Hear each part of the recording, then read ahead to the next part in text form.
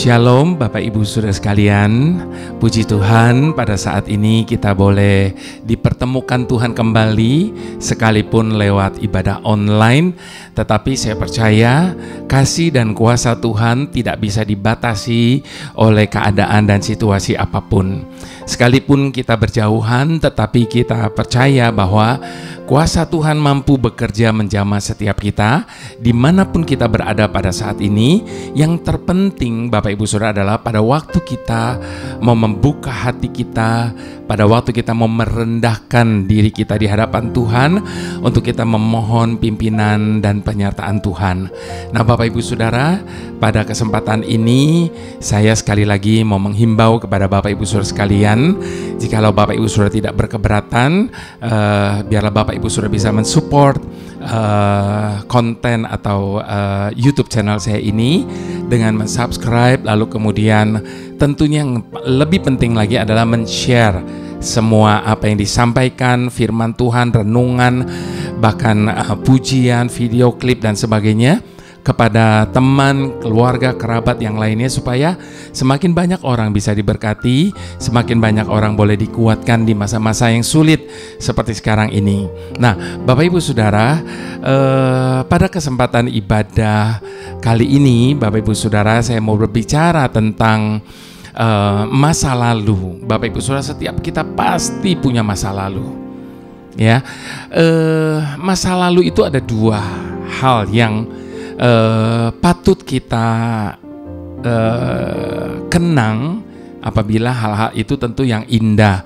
Bagaimana perjumpaan kita pertama kali dengan Tuhan, bagaimana Tuhan mengubah hidup kita, bagaimana Tuhan menolong, bagaimana Tuhan meluputkan kita dari segala mara bahaya, dari keadaan-keadaan yang sangat genting dalam hidup kita.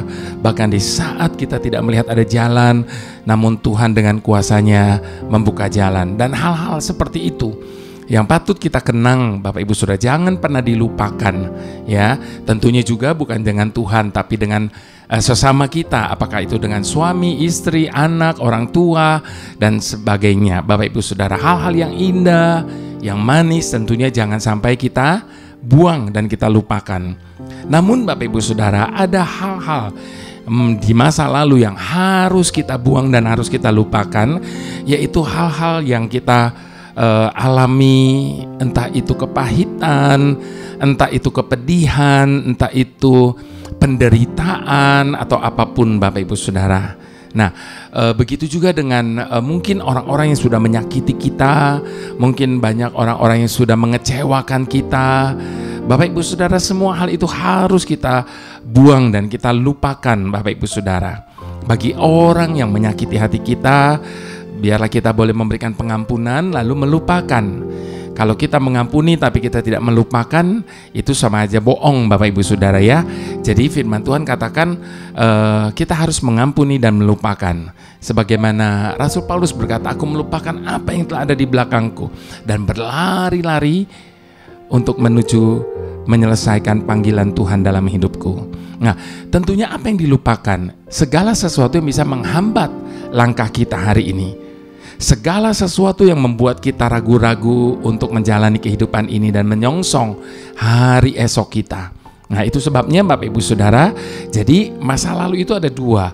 Yang pertama yang manis, indah dan sebagainya, itu patut kita kenang, dan yang lainnya tentu kita harus mengubahnya. Nah, Bapak Ibu Saudara, pada kesempatan ibadah kali ini saya mau berbicara tentang segala sesuatu yang pernah terjadi memang tidak mudah untuk kita bisa lupakan dan kembali seperti semula Bapak Ibu Saudara ya. Tentu apa yang pernah terjadi dalam hidup kita akan membekas, tetapi Bapak Ibu Saudara, biarlah goresan-goresan, carut cemarut yang ada dalam hidup kita itu jangan sampai menghalangi kita untuk memperbaharui diri kita menjalani kehidupan hari ini dan hari esok Bapak Ibu Saudara. Nah, itu sebabnya saya mengambil judul dari tema kali ini adalah cermin yang pecah. Nah, kenapa saya memakai istilah cermin yang pecah ini? Sebab Bapak Ibu Saudara, kalau cermin sudah pecah, tentunya tidak bisa menjadi mulus seperti semula. Sekalipun dengan usaha apapun Bapak Ibu Saudara, dengan seteliti apapun kita merangkainya kembali, tentu tidak akan pernah bisa menjadi seperti semula. Namun Bapak Ibu Saudara, di tangan Tuhan, sekalipun hal itu tetap meninggalkan bekas, sekalipun hal itu tetap meninggalkan akibat Bapak Ibu Saudara, tetapi di tangan Tuhan, Tuhan bisa mengubahnya menjadi kebaikan. Tuhan bisa mengubah segala sesuatu menjadi indah, Bapak Ibu Saudara. Bapak Ibu Saudara tidak percaya? Saya bisa buktikan di dalam ibadah kali ini. Itu sebabnya mari kita satukan hati, kita mau berdoa terlebih dahulu, kita mau memohon tuntunan Tuhan di dalam ibadah kita kali ini. Mari kita berdoa bersama-sama. Bapa Surgawi, Engkau adalah Tuhan di masa lalu kami. Engkau juga Tuhan di masa kini. Bahkan Engkau adalah Tuhan atas masa depan kami. Itu sebabnya Bapa tidak peduli apa yang pernah terjadi, apa yang telah terjadi dalam hidup kami, dan apa yang sedang terjadi hari ini. Tetapi kami percaya Bapa, apapun yang terjadi itu, Engkau dapat mengubahnya menjadi kebaikan bagi setiap kami. Lewat segala sesuatu yang pernah dan sedang terjadi, Engkau memberikan hikmat kepada kami untuk kami boleh memperoleh pengetahuan dan pembelajaran dari apa yang pernah dan sedang terjadi ini. Karena kami tahu ketika Engkau mengizinkan hal itu terjadi dalam hidup kami, pasti ada maksud dan tujuan-Mu bagi setiap kami. Itu sebabnya Bapa, kami mau serahkan hati kami dengan segala keadaannya. Mungkin dengan hati yang pernah patah, mungkin hati yang pernah remuk dan sebagainya, ke dalam tangan-Mu, karena kami tahu Engkau sanggup memulihkan menjadi indah, bahkan lebih indah dari sebelumnya. Terima kasih Tuhan, tuntun kami di dalam ibadah kali ini. Berkati setiap kami dan pulihkan setiap keadaan kami. Dalam nama Tuhan Yesus kami berdoa dan kami memohon tuntunan-Mu. Haleluya. Amin.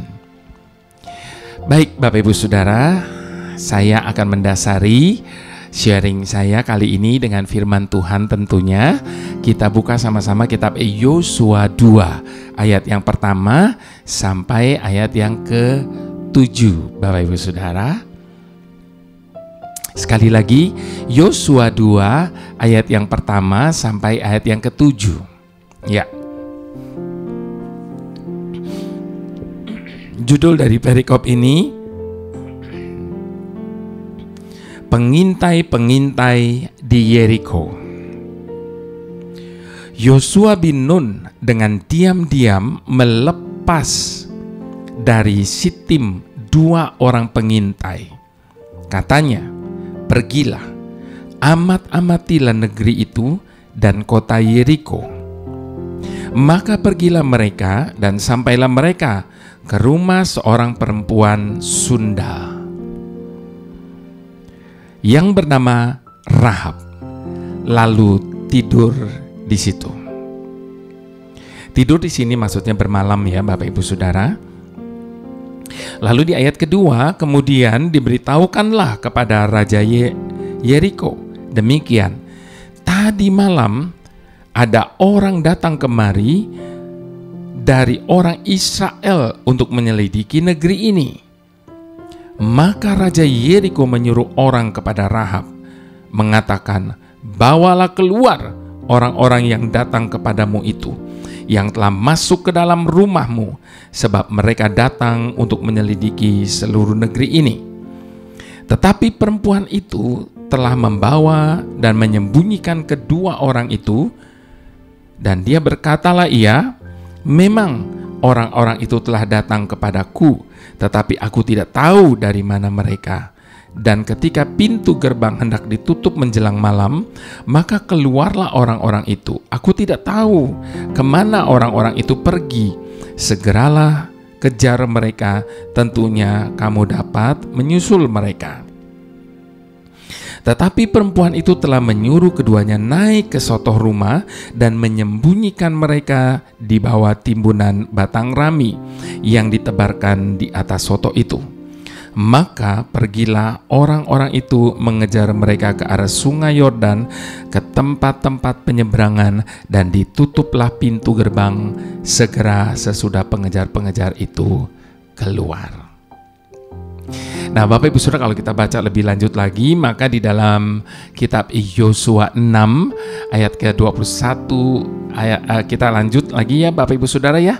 Yosua 6. Kita mau buka apa yang terjadi kemudian Bapak Ibu Saudara setelah Rahab menyembunyikan kedua orang utusan itu. Maka di dalam Yosua 6 ayat yang ke-21 sampai 25 dikatakan begini. Mereka menumpas dengan mata pedang segala sesuatu di dalam kota itu, baik laki-laki maupun perempuan, baik tua maupun muda, sampai kepada lembu domba dan keledai. Tetapi kepada kedua orang pengintai negeri itu Yosua berkata, masuklah ke dalam rumah perempuan sundal itu dan bawalah keluar perempuan itu dan semua orang yang bersama-sama dengan dia, seperti yang telah kamu janjikan dengan bersumpah kepadanya. Lalu masuklah kedua pengintai muda itu dan membawa keluar Rahab dan ayahnya, ibunya, saudara-saudaranya, dan semua orang yang bersama-sama dengan dia.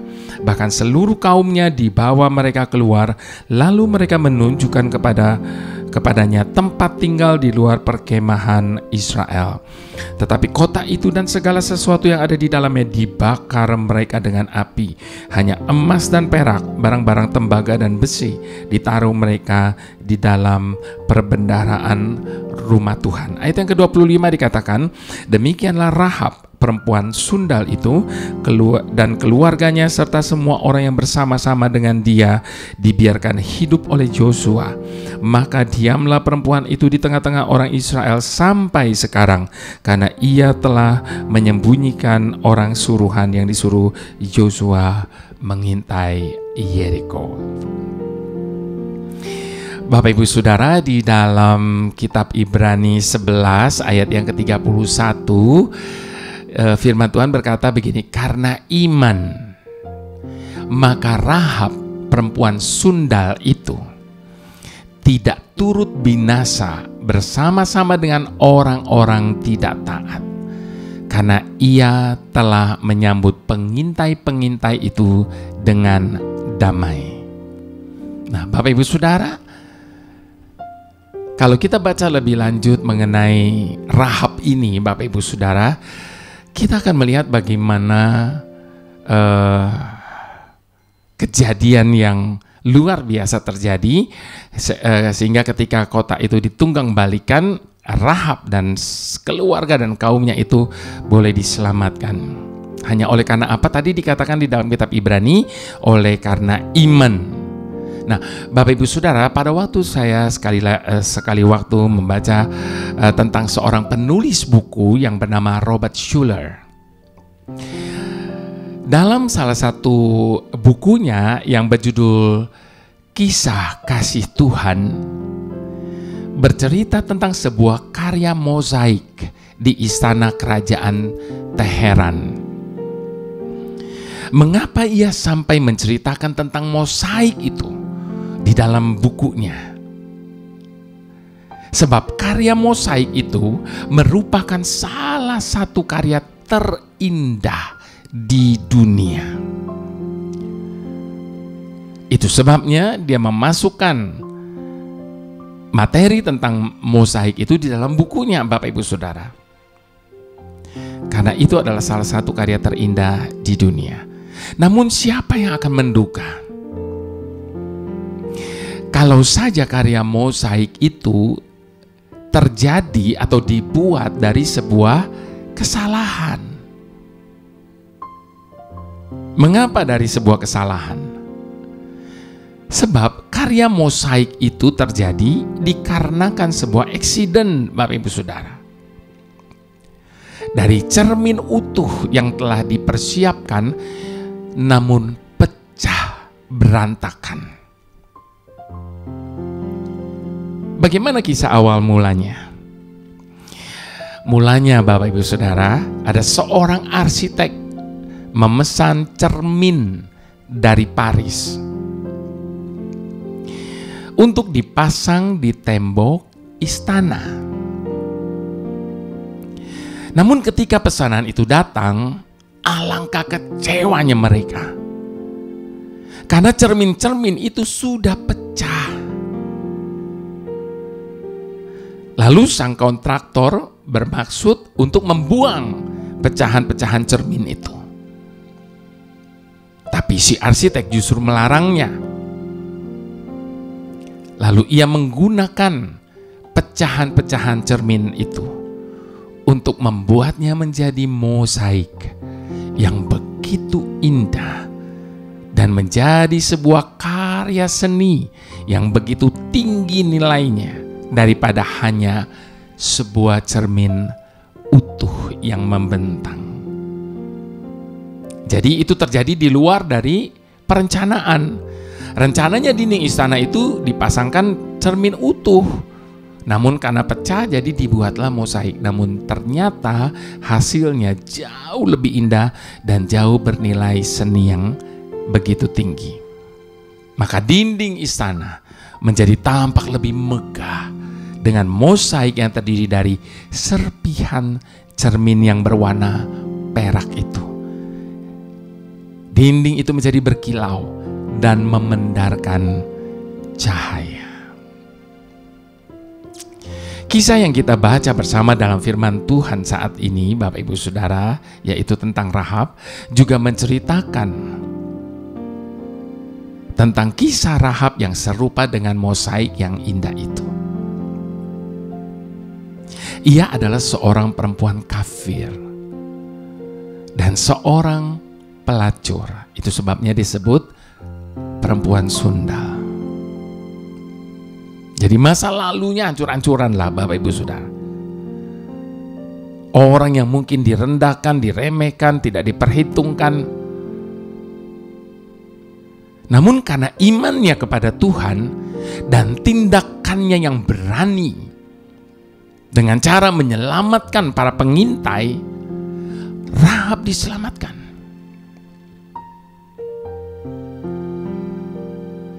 Padahal masa lalunya penuh dengan kekelaman.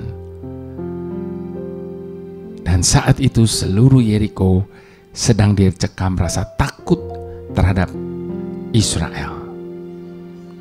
Kita tadi membacanya di dalam ayat yang ke-9 sampai ayat yang ke-11. Tetapi Rahab tidak membiarkan ketakutan yang tengah melanda seluruh penduduk Yeriko itu, termasuk harusnya dirinya sendiri.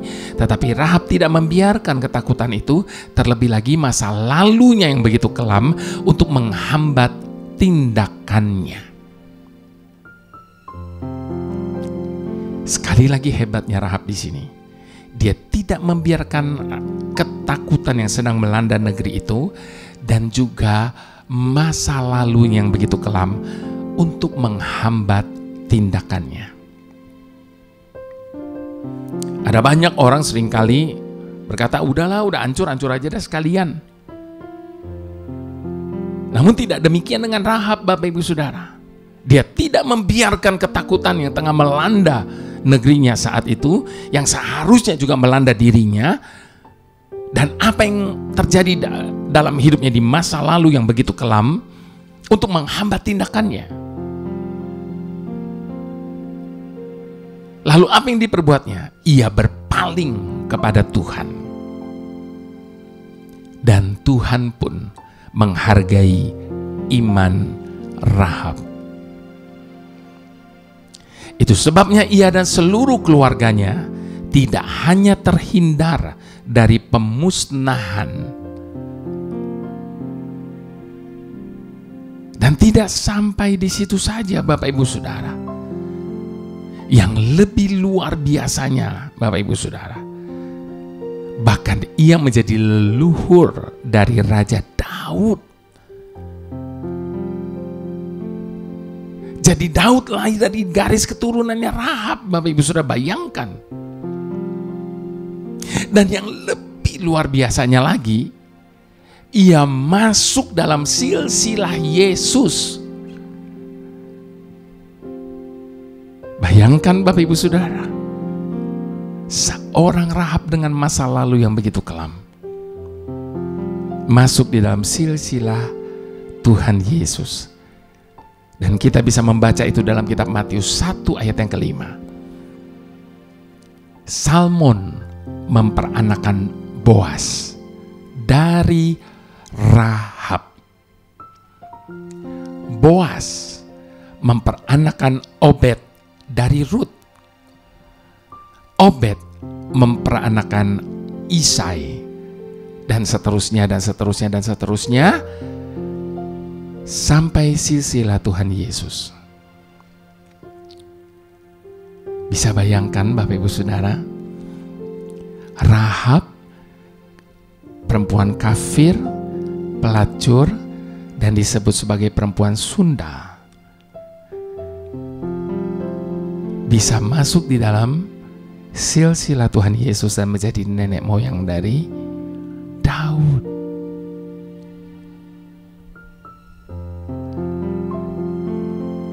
Bapak Ibu Saudara, jangan biarkan masa lalu membelenggu kita hari ini. Sebab di dalam Tuhan segalanya mungkin.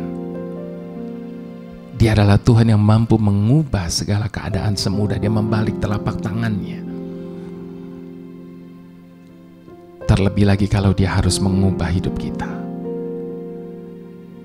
Terlalu mudah bagi Tuhan. Setiap kita pasti pernah berbuat kesalahan pada masa yang lalu. Semua kita pasti pernah membuat kesalahan pada masa lalu. Nggak ada orang yang sempurna. Bahkan mungkin kita mempunyai masa lalu yang begitu kelam. Seperti halnya Rahab. Mungkin kita merasa hidup kita sudah begitu kotor dan hancur. Namun kisah Rahab saat ini mengingatkan kepada setiap kita bahwa Tuhan kita sanggup mengubah sebuah kehidupan yang sudah hancur sekalipun, yang begitu kotor sekalipun, dan Ia terlalu sanggup untuk memulihkan semua itu dan menjadikannya sebuah kehidupan yang baru. Seperti apa kisah perjalanan hidup kita, Bapak Ibu Saudara?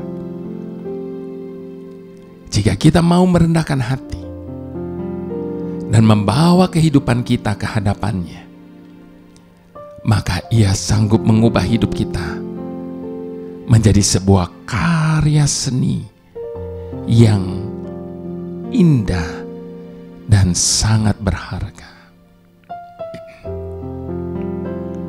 Bahkan di tangannya, kerikil pun bisa diubah menjadi mutiara. Itu sebabnya Bapak Ibu Saudara, entah itu kesalahan ataukah kegagalan di masa lalu, jangan sampai membuat kita kehilangan pengharapan. Jangan sampai menghalangi langkah kita hari ini. Jadilah orang yang optimis. Jangan pesimis. Sebab orang yang optimis selalu melihat kesempatan belajar, bahkan dari kesalahan dan kegagalan. Satu kali Bapak Ibu Saudara, saya membaca sebuah kisah nyata yang sangat inspiratif tentang Michael Jordan, bintang NBA. begitu populer pada masanya. Bapak Ibu Saudara, Michael Jordan pernah berkata begini, saya bisa menerima kegagalan karena setiap orang bisa gagal dalam menyelesaikan pekerjaannya. Namun saya tidak bisa menerima jika mereka tidak mau untuk mencoba.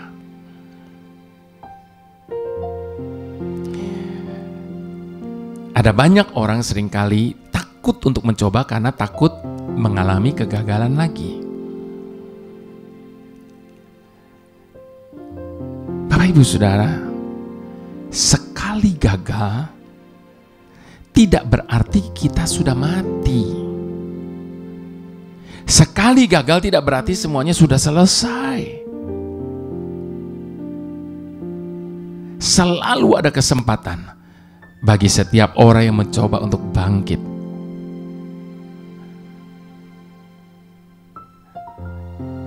Akan tetapi Bapak Ibu Saudara, kita dianggap mati jika kita telah putus asa. Tak seorang pun dari kita yang mau menerima dan mengharapkan kegagalan terjadi dalam hidup kita, bukan? Tak seorang pun dari kita yang mau menerima dan mengharapkan kesalahan yang kita buat di masa lalu kita. Walau demikian, Bapak Ibu Saudara, pada akhirnya setiap kita akan mengalami kegagalan yang mungkin diakibatkan oleh karena kesalahan kita di masa lalu. Sehingga sebagian orang muda menjadi putus asa dan menyerah kalah. Sementara sebagian orang lain bersikap tegar dan melihat kegagalan dan kesalahan di masa lalu sebagai proses yang mesti terjadi dalam hidupnya. Takut mengalami kegagalan dikarenakan kesalahan-kesalahan yang pernah kita buat sebelumnya hanya akan membuat jiwa kita kerdil, Bapak Ibu Saudara, dan tidak akan pernah membuat kita bisa mengalami terobosan-terobosan baru yang akan dikerjakan Tuhan dalam hidup kita. Itu sebabnya sebagai orang percaya, kita harus melihat kegagalan ataupun kesalahan di masa lalu kita dengan kacamata positif. Kalau kita melihat segala sesuatu dengan positif, maka segala sesuatu itu akan menjadi positif. Namun sebaliknya, kalau kita melihat segala sesuatu dengan cara negatif, maka apapun itu pasti akan menjadi negatif.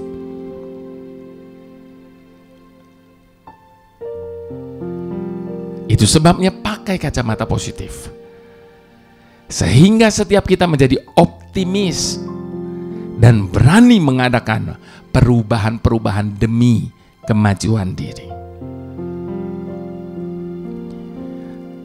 Mencoba namun mengalami kegagalan itu jauh lebih baik daripada seolah-olah tidak pernah gagal karena tidak berani mengambil resiko untuk mencoba. Camkan baik-baik Bapak Ibu Saudara. Mencoba namun mengalami kegagalan itu masih jauh lebih baik daripada seolah-olah tidak pernah gagal karena tidak pernah berani mengambil resiko untuk mencoba.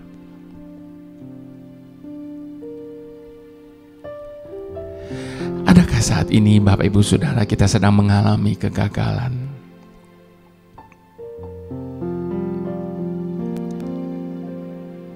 Ada banyak mungkin dari antara kita hari ini yang gagal untuk memaafkan diri kita sendiri atas kesalahan-kesalahan kita di masa yang lalu.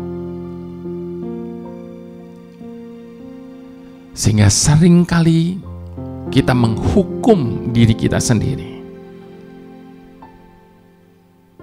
lebih dahsyat daripada hukuman yang harus kita terima dari orang lain dan keadaan yang ada di sekitar kita. Karena kita gagal untuk memaafkan diri atas kesalahan-kesalahan kita di masa yang lalu. Itu sebabnya berdamailah dengan dirimu. Maka engkau baru bisa berdamai dengan yang lainnya. Kalau kita belum bisa berdamai dengan diri kita sendiri, maka apapun yang akan kita lakukan, kita tidak akan pernah berani untuk melakukannya. Adakah hari ini kita sedang mengalami kegagalan untuk menata hari esok dengan keberanian? Ada terlalu banyak orang gagal dalam hal ini.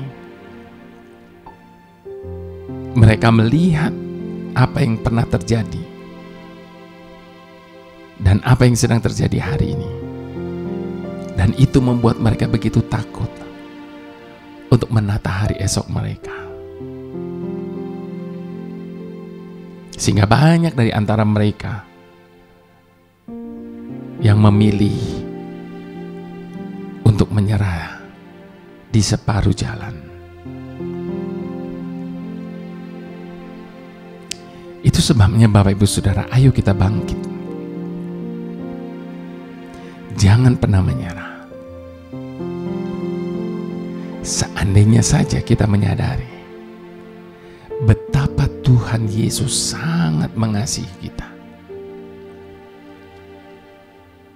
pasti apapun keadaan kita saat ini, semua itu tidaklah terlalu penting. Keadaan kita apapun saat ini, semua itu tidak terlalu penting kalau kita menyadari betapa Tuhan Yesus sangat mengasihi kita. Sebab kasih-Nya menutupi segala hal, baik kekurangan kita,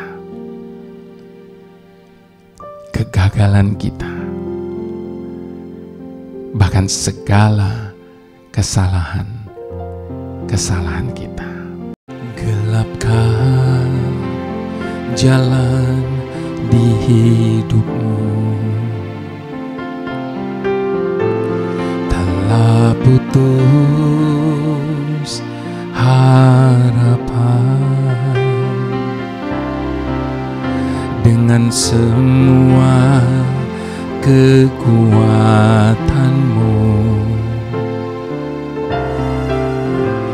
Kau tak mampu mengubah sendiri, namun masih ada kuasa tak terbatas yang masih sanggup mengubahkanmu. Gelapkan jalan di hidupmu, telah putus harapan dengan semua kekuatanmu. Kau tak mampu mengubah sendiri, namun masih ada kuasa tak terbatas yang masih sanggup mengubahkanmu. Masih ada Tuhan, masih ada kuasa tak terbatas. Dia mencipta semesta, Dia juga sanggup mengubah hidupmu sekarang.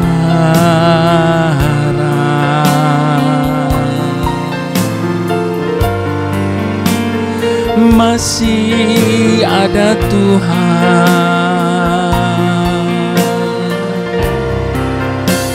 masih ada harapan,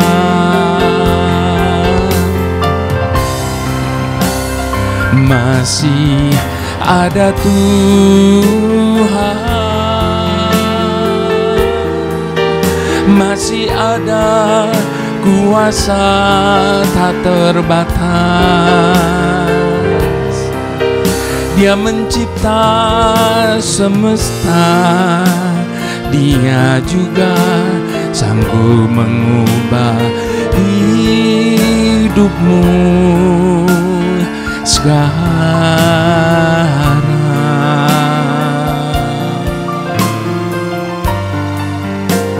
Masih ada Tuhan, masih ada jawaban. Segelap apa jalan hidup kita hari ini, Bapak Ibu Saudara? Segelap apa masa lalu kita yang pernah kita lalui dalam hidup ini, dan kita merasa semua itu sebagai kegagalan yang telah kita perbuat, sehingga semua itu telah memutuskan asa kita, sehingga semua itu merasa kita sudah tidak punya lagi harapan untuk melanjutkan kehidupan ini. Atau mungkin kita pernah dengan kekuatan kita untuk mencoba mengubah segala sesuatunya, dan pada akhirnya kita menemukan titik di mana kita merasa kita tidak mampu untuk melakukannya. Izinkan pada kesempatan ini saya mengingatkan setiap kita bahwa masih ada kuasa yang tidak ada batasnya, di mana di dalam Dia itu tidak ada perkara yang tidak mungkin, dan Dia terlalu sanggup untuk mengubah keadaan, kegagalan, kesalahan, bahkan hidup kita hari ini. Kalau Dia mampu mengubah, kalau Dia mampu menciptakan, kalau Dia mampu untuk mengatur seluruh alam semesta ini, bukankah terlalu kecil bagi Dia untuk hanya sekedar mengubah dan menata kehidupan kita selanjutnya? Itu sebabnya selama masih ada Tuhan, pasti masih ada harapan, pasti masih ada jawaban, pasti masih ada jalan. Itu sebabnya jangan pernah menyerah selama masih ada Tuhan. Mari sama-sama kita mau katakan sekali lagi. Gelapkah jalan di hidupmu, telah putus harapan,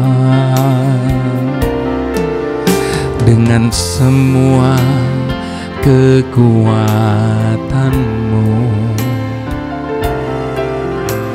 kau tak mampu mengubah sendiri,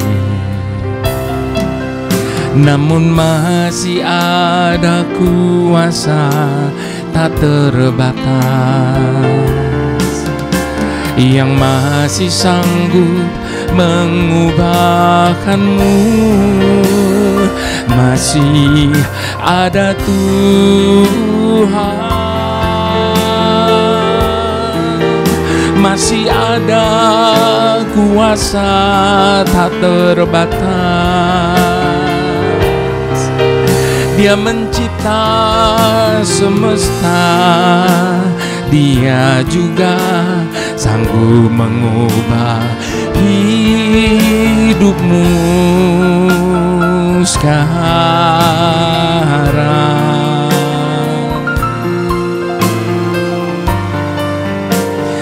masih ada Tuhan, masih ada harapan. Dengan iman katakan, masih ada Tuhan,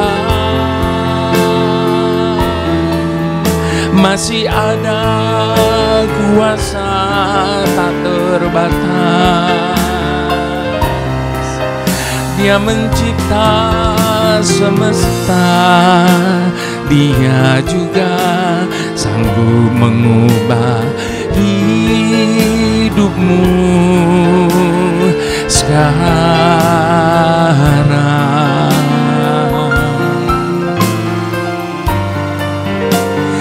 Masih ada Tuhan,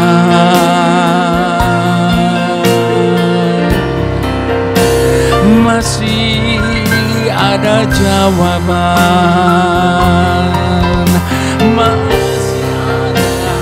masih ada Tuhan,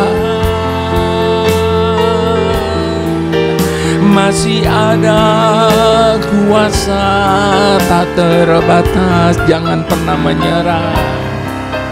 Dia mencipta semesta, Dia juga sanggup mengubah hidupmu sekarang.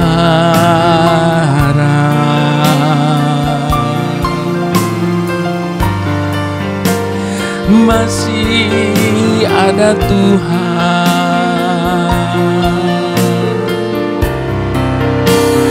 masih ada harapan,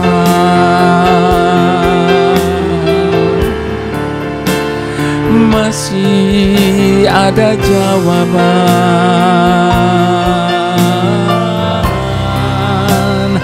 masih ada jalan.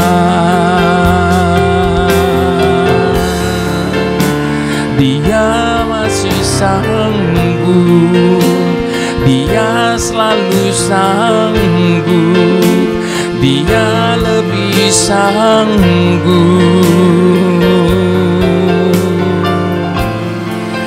Masih ada Tuhan, masih ada jalan. Hanya di dalam-Mu Tuhan kami menemukan segala-galanya yang kami perlukan, yang kami butuhkan. Hanya Engkau-lah.